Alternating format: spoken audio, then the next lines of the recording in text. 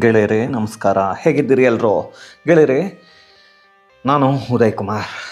ಈ ದಿನ ಒಂದು ವಿಷಯವನ್ನಂತೂ ತೊಗೊಂಡು ಬರ್ತಾ ಇದ್ದೀನಿ.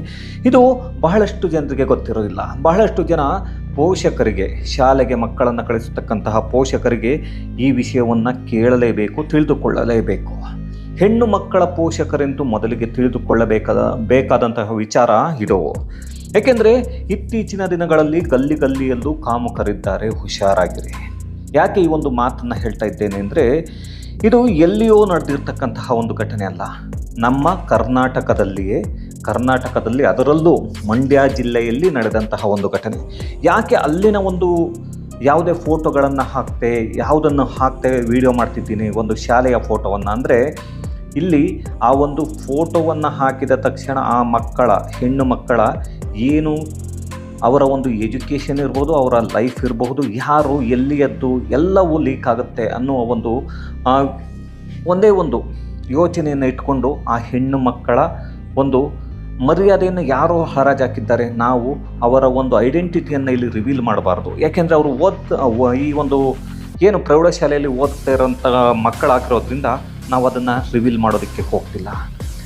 ಏನು ಅದಕ್ಕೆ ಹಾಗಾದರೆ ವಿಷಯ ಅಂತ ನಾವು ಒಂದು ಸಲ ನೋಡ್ಕೊಂಡು ಬರಬೇಕಾಗುತ್ತೆ. ಇದು ಮಂಡ್ಯ ಜಿಲ್ಲೆಯಲ್ಲಿ ಒಂದು ವ್ಯಾಪ್ತಿನಲ್ಲಿ ನಡೆದಿರ್ತಕ್ಕಂತಹ ಒಂದು ಘಟನೆ.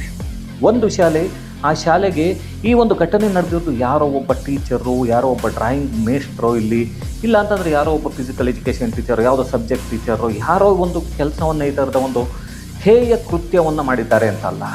ಇಲ್ಲಿ ಮಾಡಿರೋವಂಥದ್ದು ಒಬ್ಬ ಆ ಒಂದು ಶಾಲೆಯ ಏನು ಹಳೆಯ ವಿದ್ಯಾರ್ಥಿ ಇದ್ದಾರೆ. ಮತ್ತೆ ಹೇಳ್ತಾ ಇದ್ದೇನೆ, ಹಳೆಯ ವಿದ್ಯಾರ್ಥಿ ಇದ್ದಾನೆ. ಈತ ಮಾಡಿರ್ತಕ್ಕಂತಹ ಒಂದು ಕೆಲಸ.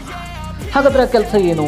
ಯಾಕೆ ಸರ್ ಏನು ಹೇಳ್ತಾ ಇಲ್ಲ, ಇಷ್ಟೆಲ್ಲ ಯಾಕೆ ಪೀಠಿಕೆಯನ್ನು ಹಾಕ್ತಾ ಇದ್ದೀನಿ? ಹಳೆಯ ವಿದ್ಯಾರ್ಥಿ ಅಂತ ಬಹಳಷ್ಟು ಸಲ ಹೇಳ್ತೀನಿ. ಅಂದರೆ ಬಹಳಷ್ಟು ಶಾಲೆಗಳಲ್ಲಿ ನಾನು ನೋಡಿದ ಹಾಗೆ ಕೂಡ ಹಳೆಯ ವಿದ್ಯಾರ್ಥಿಗಳನ್ನು ಕೆಲವೊಂದು ಕೆಲಸಗಳಿಗೆ ಅಲ್ಲಿ ಅಂದರೆ ಸೇರಿಸ್ಕೊಂಡಿರ್ತಾರೆ. ಆ ಹಳೆಯ ವಿದ್ಯಾರ್ಥಿ ನನ್ನ ಹತ್ರ ಇದ್ದಾಗ ತುಂಬ ಚೆನ್ನಾಗಿದ್ದ ಈತ, ಹಾಗಾಗಿ ಇವನು ಇಲ್ಲೇ ಏನೋ ಒಂದು ಮಾಡ್ತೀನಿ ಅಂತ ಬಂದಾಗ ಮಾಡಲಿ, ನಮ್ಮ ಸ್ಟೂಡೆಂಟೇ ಅಲ್ವಾ ಅಂತ. ಆದರೆ ಅವನು ಅಲ್ಲಿ ಇರುವವರೆಗೂ ನಿಮ್ಮ ಸ್ಟೂಡೆಂಟ್ ಆಗಿರ್ತಾನೆ. ಅಂದರೆ ಯಾವುದೇ ಶಾಲೆಯ ಶಿಕ್ಷಕರ ಒಬ್ಬ ವಿದ್ಯಾರ್ಥಿ ಆಗಿರ್ತಾನೆ. ಅದೇ ಅಲ್ಲಿಂದ ಬಿಟ್ಟು ಹೋದ ನಂತರ ಆತನ ಏನು ಮೈಂಡ್ ಸೆಟ್ ಆಗಿರ್ಬೋದು, ಹಾಗೆ ಅವನ ತಲೆಯಲ್ಲಿ ಏನು ಓಡ್ತಾ ಇರುತ್ತೆ ಅಂತ ಅಲ್ಲಿರ್ತಕ್ಕಂಥ ಶಿಕ್ಷಕರಿಗೂ ಗೊತ್ತಿರೋದಿಲ್ಲ. ಹಾಗಾಗಿ ಮೊದಲಿಗೆ ನಿಮ್ಮ ಶಾಲೆಗೆ ಹಳೆಯ ವಿದ್ಯಾರ್ಥಿಗಳನ್ನು ಬಿಟ್ಟುಕೊಳ್ಳುವುದಕ್ಕೂ ಮೊದಲು 1000 ಸಲ ಯೋಚನೆ ಮಾಡಬೇಕಾಗತ್ತೆ. ಹಾಗಾದರೆ ಈ ವಿಷಯ ಏನು? ಹಾಗಾದರೆ ಇಷ್ಟೆಲ್ಲ ಪೀಠಿಗೆ ಆಗ್ತಾ ಇದ್ದೀನಲ್ಲ ಅಂತ ಕೇಳೋದಾದರೆ, ಒಂದು ಶಾಲೆ, ಅದು ಮಂಡ್ಯ ಜಿಲ್ಲೆಯ ವ್ಯಾಪ್ತಿಗೆ ಬರ್ತಕ್ಕಂತಹ ಒಂದು ಶಾಲೆಗೆ ಒಬ್ಬ ಹಳೆಯ ವಿದ್ಯಾರ್ಥಿ ಬರ್ತಾನೆ. ಈತ ನಾನು ಚಿತ್ರಕಲೆ ಹಾಗೂ ಡ್ಯಾನ್ಸನ್ನು ಹೇಳ್ಕೊಡ್ತೀನಿ ಅಂತ ಹೇಳಿಬಿಟ್ಟು ಬರ್ತಾನೆ. ಈತ ಈಗಾಗಲೇ ಇದಕ್ಕೂ ಮೊದಲು ಬಹಳಷ್ಟು ಕೆಲವೊಂದು ಸಂಘಟನೆಗಳ ಜೊತೆ ಕೂಡ ಗುರುತಿಸ್ಕೊಂಡಿರ್ತಾನೆ. ಸಮಾಜ ಸೇವೆಯನ್ನು ಮಾಡ್ತಾ ಇದ್ದೀನಿ ಅಂತ ಕೂಡ ತೋರಿಸ್ಕೊಂಡಿರ್ತಾನೆ. ಹಾಗಾಗಿ ಅಲ್ಲಿ ಇರ್ತಕ್ಕಂಥ ಶಾಲೆಯಲ್ಲಿ ಇರ್ತಕ್ಕಂಥ ಏನು ಶಿಕ್ಷಕರಿದ್ದರು ಅವರು ಕೂಡ ಈತನನ್ನು ಬಹಳಷ್ಟು ನಂಬಿದ್ದಾಗ ಅವರು ಬಿಟ್ಟುಕೊಳ್ಳೋದು ಅವರ ಶಾಲೆಗೆ ಈತನನ್ನು ಕೇವಲ ಒಂದು ಡ್ರಾಯಿಂಗ್ ಹಾಗೆ ಅಂದರೆ ಚಿತ್ರಕಲೆ ಮತ್ತು ನೃತ್ಯ, ಡ್ಯಾನ್ಸನ್ನು ಹೇಳ್ಕೊಡೋದಕ್ಕೆ ಅಂತ ಬಿಟ್ಕೊಡ್ತಾರೆ. ಆದರೆ ಈತ ಮಾಡಿದ್ದು ಅಂತಿಂತಹ ಕೆಲಸ ಅಲ್ಲ. ಹೆಣ್ಣು ಮಕ್ಕಳು ಬಟ್ಟೆಯನ್ನು ಬದಲಾಯಿಸುವಾಗ ಈತ ಅವರ ಫೋಟೋವನ್ನು ತೆಗೆದುಕೊಳ್ತಾನೆ. ಆ ಫೋಟೋವನ್ನು ಇಟ್ಟುಕೊಂಡು ಅವರನ್ನು ಲೈಂಗಿಕವಾಗಿ ಉಪಯೋಗಿಸ್ಕೊಳ್ತಾನೆ. ಅಂದರೆ ಏನು ಲೈಂಗಿಕ ದೌರ್ಜನ್ಯ ಅಂತ ಹೇಳ್ತೀವಿ, ಆ ರೀತಿಯಾಗಿ ಕೆಟ್ಟ ಕೆಲಸಗಳನ್ನು ಮಾಡೋದಕ್ಕೆ ಉಪಯೋಗಿಸ್ಕೊಳ್ತಾನೆ. ಹಾಗೆಯೇ ಈಗ ಹೆಣ್ಣು ಮಕ್ಕಳು ಕೊಟ್ಟಿರ್ತಕ್ಕಂತಹ ಒಂದು ಕಂಪ್ಲೇಂಟ್ನಲ್ಲಿ ಏನಿದೆ ಅಂತ ನೋಡೋಣ. ಮೊದಲಿಗೆ ನೋಡೋದಾದರೆ, ಆ ಹೆಣ್ಣು ಮಕ್ಕಳು ಕೊಟ್ಟಿರ್ತಕ್ಕಂತಹ ಒಂದು ದೂರಿನಲ್ಲಿರುವಂಥದ್ದು, ಅವರಿಗೆ ಗೊತ್ತಿಲ್ವಂತೆ ಆತ ಯಾವುದೋ ಒಂದು ಮಾತ್ರೆಯನ್ನು ಕೊಟ್ಟು ನುಂಗಿಸ್ತಿದ್ದಂತೆ. ಅದು ಯಾತಕ್ಕೆ ನುಂಗಿಸ್ತಿದ್ದ, ಹೆಣ್ಮಕ್ಳು ಯಾಕೆ ನುಂಗಿದ್ರು ಅದರ ಬಗ್ಗೆ ಸರಿಯಾಗಿ ಗೊತ್ತಿಲ್ಲ. ಅವನು ನುಂಗಿಸಿದ ಮೇಲೆ ಅವರಿಗೆ ಏನಾಗ್ತಿತ್ತು ಅಂತ ಗೊತ್ತಿಲ್ಲ. ಎದ್ದು ಸ್ವಲ್ಪ ಹೊತ್ತಾದ ಮೇಲೆ, ಎಚ್ಚರ ಆದ ಮೇಲೆ ಸ್ವಲ್ಪ ಹೊತ್ತಿನ ನಂತರ ಅವರಿಗೆ ಗೊತ್ತಾಗ್ತಿತ್ತಂತೆ ಇವನು ಏನೋ ಮಾಡಿದ್ದಾನೆ ಅಂತ. ಆದರೆ ಒಂದು ಬಾರಿ ಫೋಟೋವನ್ನು ತೆಗೆದುಕೊಂಡ ನಂತರ ಆ ಫೋಟೋವನ್ನು ಇಟ್ಟುಕೊಂಡೇ ಬ್ಲ್ಯಾಕ್ ಮೇಲ್ ಮಾಡಿಕೊಂಡು, ಈ ಫೋಟೋ ನನ್ನ ಹತ್ರ ಇದೆ, ನಿಮ್ಮ ಹತ್ರ ಯಾವುದೇ ಪ್ರೂಫ್ ಇಲ್ಲ, ನಾನು ಹೇಳಿದ ಹಾಗೆ ನಡ್ಕೊಳ್ಳಿ ಅಂತ ಹೇಳಿ ಅವರಿಗೆಲ್ಲ 10ರಿಂದ 15 ಜನ ವಿದ್ಯಾರ್ಥಿನಿಯರಿಗೆ ಇಲ್ಲಿ ಒಂದು ನರಕವನ್ನು ತೋರಿಸಿದ್ದಾನೆ. ಯಾಕೆ ಇದನ್ನು ನಾನು ಹೇಳ್ತಾ ಇದ್ದೇನೆ ಅಂದರೆ, ಪ್ರತಿಯೊಬ್ಬ ಪೋಷಕರು ಎಲ್ಲಿಯವರೆಗೆ ತಮ್ಮ ಮಕ್ಕಳನ್ನು ಸ್ನೇಹಿತರ ರೀತಿ ಬೆಳೆಸೋದಿಲ್ವೋ, ತಮ್ಮ ಮಕ್ಕಳನ್ನು ನೋಡಿಕೊಳ್ಳೋದಕ್ಕೆ ನಮ್ಮ ಹತ್ತಿರ ಸಮಯ ಇಲ್ಲ ಅಂದ್ಕೊಂಡು ಎಲ್ಲರೂ ಹಣದ ಹಿಂದೆ ಓಡಾಡ್ತಿರ್ತೀವೋ, ಇಂತಹ ಸಮಯದಲ್ಲಿ ಇಂತಹ ಕೃತ್ಯಗಳು ನಡೆಯುತ್ತೆ. ಅದರಲ್ಲಿ ಒಂದು ಹೆಣ್ಣು ಮಗು ಕೊಟ್ಟಿರುವಂಥ ಹೇಳಿಕೆ ಯಾವ ರೀತಿ ಇದೆ ಅಂದರೆ, ಆ ಹೆಣ್ಣು ಮಗು ಹೇಳ್ತಾಳೆ, ಆ ಹೆಣ್ಣು ಮಗುವಿಗೆ ಸರಿಯಾಗಿ ಕಣ್ಣು ಕಾಣಿಸಲ್ವಂತೆ, ಸಾಯಂಕಾಲ 7 ಗಂಟೆಗೆ ಕರೆದುಕೊಂಡು ಹೋಗ್ತೀನಿ ಅಂತ ಅಂದ್ಬಿಟ್ಟು ಕೊನೆಗೆ ಐಸ್ ಕ್ರೀಮ್ ಕೊಡಿಸ್ತೀನಿ ಅಂತ ಹೇಳಿಬಿಟ್ಟು ಐಸ್ ಕ್ರೀಮನ್ನು ಕೊಟ್ಟಿದ್ದಾನೆ. ಆ ಹೆಣ್ಣು ಮಗುವಿಗೆ ಐಸ್ ಕ್ರೀಮನ್ನು ಕೊಟ್ಟಾಗ ಆ ಹೆಣ್ಣು ಮಗು ಐಸ್ ಕ್ರೀಮನ್ನು ತಿಂದ ನಂತರ ಜ್ಞಾನ ತಪ್ಪಿದಾಗ ಇವನ ಮನೆಗೆ ರೂಮಿಗೆ ಕರೆದುಕೊಂಡು ಹೋಗಿದ್ದಾನೆ ಅವಳನ್ನು. ಹಾಗೆಯೇ ಗಾಡಿನಲ್ಲಿ ಕರೆದುಕೊಂಡು ಹೋಗಿ ಅದಾದ ನಂತರ ಆ ಹುಡುಗಿಗೆ ಮೊದಲೇ ಸರಿಯಾಗಿ ಕಣ್ಣು ಕಾಣಿಸಲ್ಲ ಅಂತ ಆ ಹೆಣ್ಣು ಮಗು ಹೇಳಿದೆ. ಆದರೆ ಕರೆದುಕೊಂಡು ಹೋಗಿ ಆ ಹುಡುಗಿಗೆ ಎಚ್ಚರ ಆದ ನಂತರ ಬಟ್ಟೆ ಎಲ್ಲ ಬೇರೆ ಬೇರೆ ಕಡೆ ಬಿದ್ದಿದೆ. ಆದರೆ ಆ ಹುಡುಗಿಗೆ ಏನು ನಾವು ಹೇಳ್ತೀವಿ, ಅವರ ಒಂದು ಪ್ರೈವೇಟ್ ಅಂಗ ಏನಿದೆ ಅದು ನೋವುತ್ತಿತ್ತಂತೆ. ಹಾಗಾಗಿ ಇಲ್ಲಿ ಒಂದು ಮಂಡ್ಯ ಜಿಲ್ಲಾಸ್ಪತ್ರೆಯಲ್ಲಿ ಒಂದು ಏನು ಹೆಣ್ಣು ಮಕ್ಕಳಿಗೆ ಆಸ್ಪತ್ರೆಗೆ ಕರೆದುಕೊಂಡೋಗಿ ಟೆಸ್ಟನ್ನು ಕೂಡ ಮಾಡಿಸಿದ್ದಾರೆ.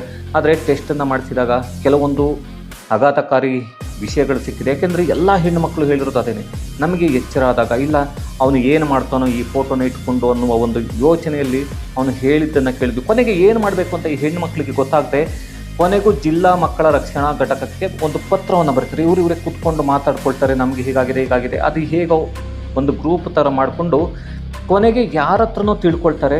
ಅದಾದ ನಂತರ ಇವರು ಕೊನೆಗೆ ಜಿಲ್ಲಾ ಮಕ್ಕಳ ರಕ್ಷಣಾ ಘಟಕಕ್ಕೆ ಒಂದು ಮಂಡ್ಯದ ಎಲ್ಲಿ ಇರ್ತಕ್ಕಂಥ ಒಂದು ಘಟಕಕ್ಕೆ ಪತ್ರವನ್ನು ಬರೀತಾರೆ. ಅದಾದ ನಂತರ ಈತನ ಮೇಲೆ ಕಂಪ್ಲೇಂಟ್ ಆಗುತ್ತೆ.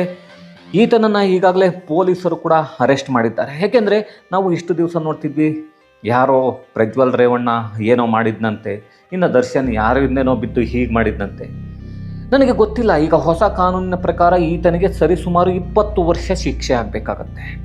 ಏನು ಕ್ರಿಮಿನಲ್ ಲಾ ಚೇಂಜ್ ಆಗಿದೆ ಈ ತಿಂಗಳ 1ನೇ ತಾರೀಕಿಂದ, ಅದರ ಪ್ರಕಾರ ಹೋದರೆ ಅಪ್ರಾಪ್ತ ಬಾಲಕಿಯರ ಮೇಲೆ ಅತ್ಯಾಚಾರವನ್ನು ನಡೆಸಿದಾಗ 20 ವರ್ಷ ಶಿಕ್ಷೆ ಅಂತ ಇದೆ.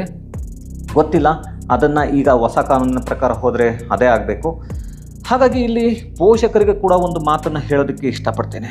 ಪೋಷಕರು ಕೂಡ ತಿಳಿದುಕೊಳ್ಳಬೇಕು, ತಮ್ಮ ಮಕ್ಕಳನ್ನು ಎಲ್ಲಿಯವರೆಗೆ ಸ್ನೇಹಿತರ ಹಾಗೆ ನೋಡಿಕೊಳ್ಳುವುದಿಲ್ಲವೋ ಅಲ್ಲಿಯವರೆಗೆ ಬೇರೆಯವರು ಈ ರೀತಿಯಾಗಿ ಉಪಯೋಗಿಸಿಕೊಳ್ಳುತ್ತಾರೆ. ಅಂದರೆ ಫೋಟೋ ತೆಕ್ಕೊಂಡಿದ್ದ ಅವನ ಹತ್ರ ಇತ್ತು, ಅವನು ಉಪಯೋಗಿಸ್ಕೊಂಡ. ಎಷ್ಟು ದಿವಸ ಮಕ್ಕಳು ಹೇಳೋದಕ್ಕೆ ಭಯಪಟ್ಟಿರ್ತಾರೆ, ಏನು ಯಾರಿಗೆ ಹೇಳಬೇಕು ಅಂತ ಗೊತ್ತಾಗದೆ ಒದ್ದಾಡಿರ್ತಾರೆ.